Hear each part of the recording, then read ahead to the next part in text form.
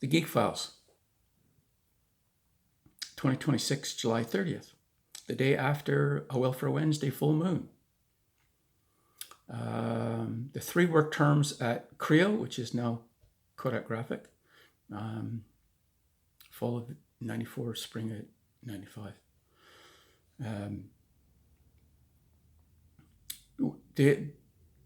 We had a lot of people technologists from Weiser Lock, and they're really good. Not only were they very talented draftspeople and made very good drawings, but they also could really build some really good stuff. They knew what they were doing.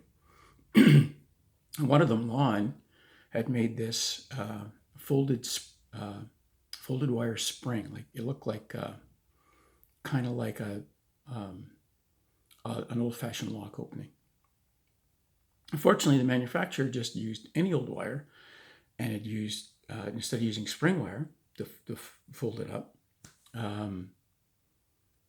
made them out of mild steel, and these things were just taking a set and the machine not working. There was a bunch of these machines in the field.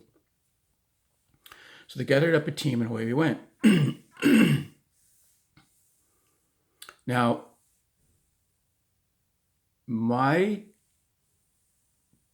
group, my direct boss was Alan Moore. His direct boss was Tim Hanthorne.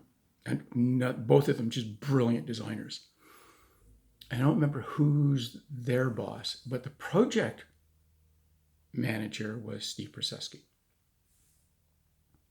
So Hanthorne's boss asked me if I wanted to go do this. He said, do you have time to do this? And I asked Al, and Al said, okay, can you arrange everything, what you're doing to do this? And I was still doing punch on drum. It was coming up to that sort of break in things when everything is being sent out and ready to go into production, but we're just kind of waiting. I said, yeah.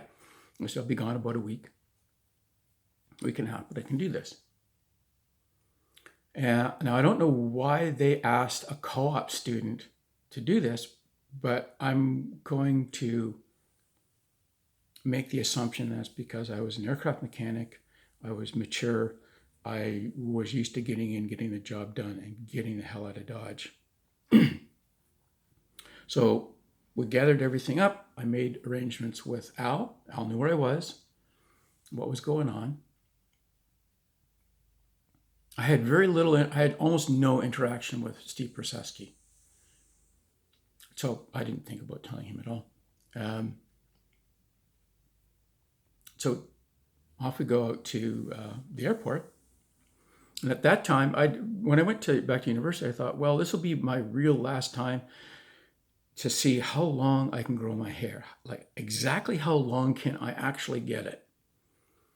And at that time, it was past my shoulders in a ponytail. So it was really long. And I think I had the facial hair. So I wound up at the airport. You could still take small toolboxes because pre-9/11. With my little toolbox of stuff, my little baggie of stuff. I guess it wasn't a toolbox. It must have been just a baggie of stuff. And I get secondary. Now, even then, Customs and Border, U.S. Customs and Border, were real pains in the ass because they didn't care that you had a flight and they just jerked you out of line for no particular reason to send you down to secondary. And these guys were in no hurry. So I get to secondary and all my team's looking at me going like, okay, we're going to have to cover for this guy because like he's going to miss his flight. And I'm getting the usual questions from the border official, blah, this and that and this and that. And he finally says to me, what are you going down there for? Well, I'm going down there as a warranty repair on some of the machines we sold. U.S. citizen can't do that? I said, well, yes. I designed the repair, a bit of a fib.